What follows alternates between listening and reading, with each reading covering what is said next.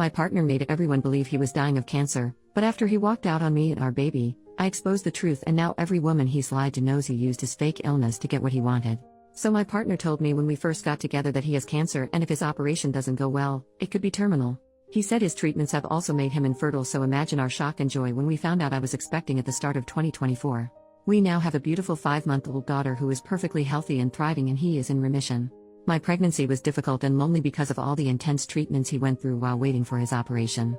I did a lot on my own, knowing he desperately needed this to have the best chance possible of shrinking his tumor before having it removed so we can have a long happy life together as a family. He is currently living with his mom while he is in recovery so that it takes the pressure off me caring for both him and our baby until he is well enough to move into our new home with us. He still comes to our house and we go to his mom's all the time so our baby isn't missing him, and on Wednesdays he has his daddy-daughter days where it is just the two of them to make sure they are bonding well, and so he has the practice until he is well enough to care for her at home full time, and give me a little break too. Last week we had an attempted break-in at the house. I asked him to come over and stay here while I'm waiting for the locks to be changed because I'm scared, but he wouldn't. I was talking to his mom too, who slipped up telling me he wasn't home. Long story short, this is Reddit. I'm sure you can see where this is going. We argued for almost 2 days before my suspicions became too much and I went to Facebook. It took me less than an hour to find the first 2 women. During my pregnancy I was suspicious of a lot of things and put it all down to my hormones, as he would continuously tell me that I am paranoid and hurting him when I asked. One thing my paranoia just wouldn't let up about was his cancer and his treatments. I asked his mom about it, who told me he doesn't have cancer but he is having treatments. He has an autoimmune disease which he receives transfusions for. Very serious but nowhere near terminal and no operations required. She also informed me he was in rehab, not the hospital. He was addicted to coke and was trying to recover for me and our baby. I never mentioned to him that I knew. I assumed it was the embarrassment of wanting to get clean without me knowing so he could be a good partner and dad. I was so proud of him for getting the help that I never spoke about it. With his autoimmune disease, his man explained how brutal this has been for him and that he did have chemo a few years back, so maybe that's why he's confused. Pregnancy brain is a real thing, or maybe I'm just too blindly in love because I accepted this and never questioned it again.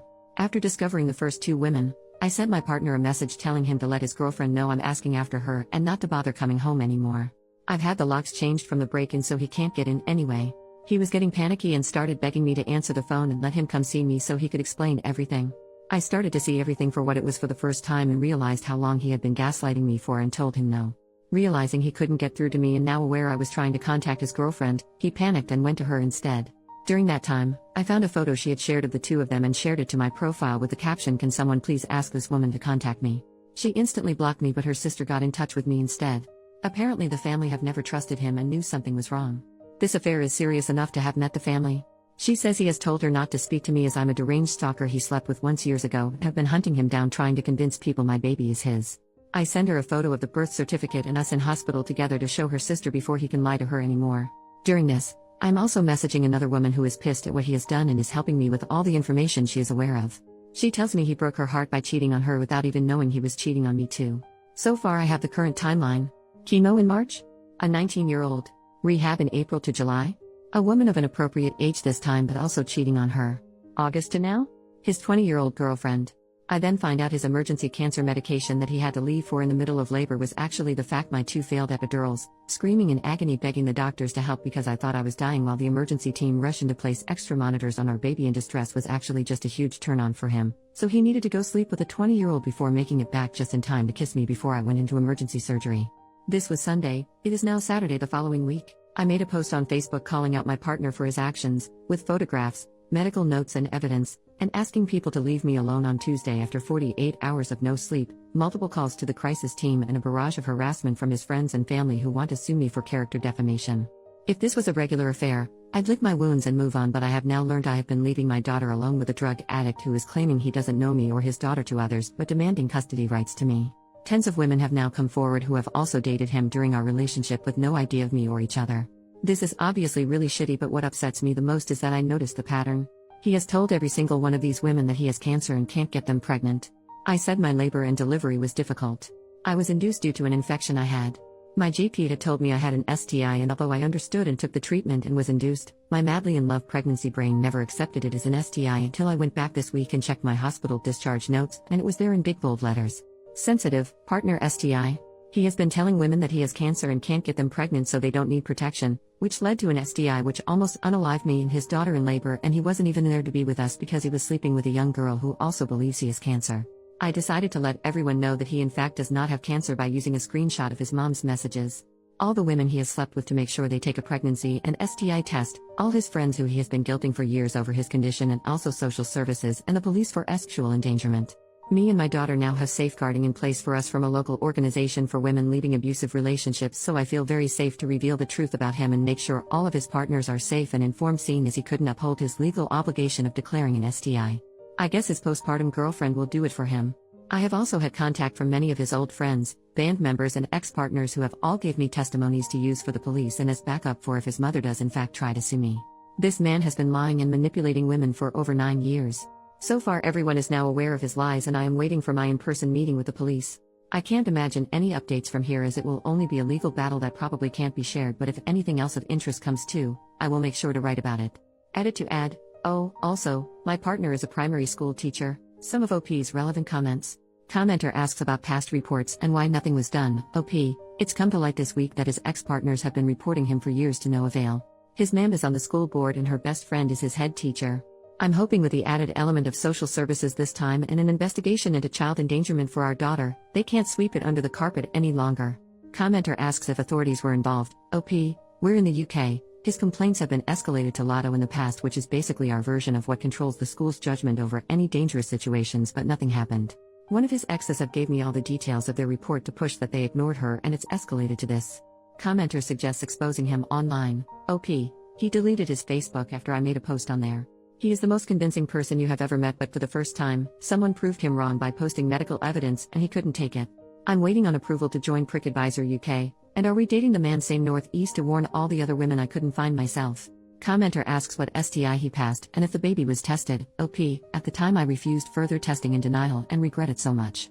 I was just given a course of antibiotics and because my symptoms went, they left it at that for me. All I know is from the STI being untreated for so long I ended up with strep group B2, which is why I needed to be induced, so I was on an antibiotic drip when my waters were broken so my baby would be safe. She's perfectly healthy and faced no issues luckily.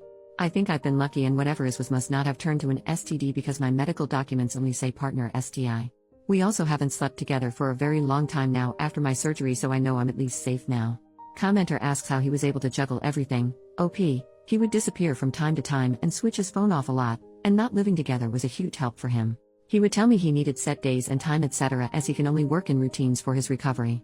Obviously I can look back now and see that really, he just needed to know which girl was where and when.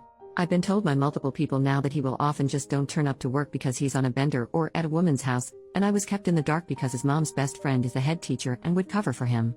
Commenter says their ex also faked cancer, was a drug addict, and abused them. OP, if he lives in the UK and used to be in a feminist punk band then there's a good chance.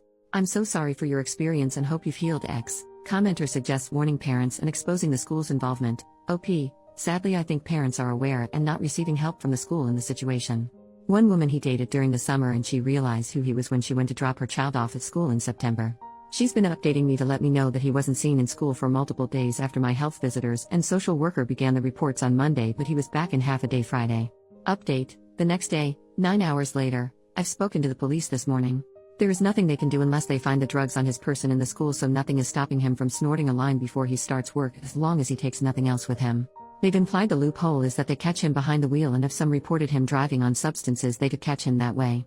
They said they can confirm that multiple reports and investigations have begun before even my report, so they are unable to share much information with me, even though he case involves me, but they told me it is imperative I apply for Clare's Law and have helped me with the application.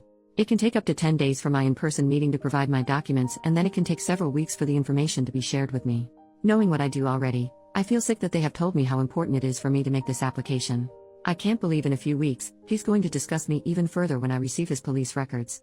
My only silver lining is that once I have the police reports, on top of my medical reports, he doesn't stand a chance in family court and me and my girl will be free to restart our lives together.